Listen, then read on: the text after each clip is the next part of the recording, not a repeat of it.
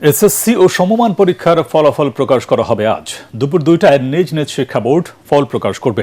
শিক্ষার্থীরা কেন্দ্রীয় ও নিজ শিক্ষা বোর্ডের ওয়েবসাইটে প্রবেশ করে রোল এবং রেজিস্ট্রেশন নম্বর দিয়ে ফল জানতে পারবেন। মোবাইল ফোন থেকেও নির্ধারিত নম্বরে এসএমএস করেও ফলাফল জানা যাবে। চলতি বছর এসএসসি ও সমমান পরীক্ষা শুরু হয়েছিল গত 10 এপ্রিল, পরীক্ষা শেষ হয় 13 মে। এবার পরীক্ষায় অংশ নেন প্রায় 19 লাখ শিক্ষার্থী। এসএসসি ও সমমান পরীক্ষার ফল প্রকাশের পর 3 ভাবে ফলাফল জানতে পারবেন শিক্ষার্থীরা।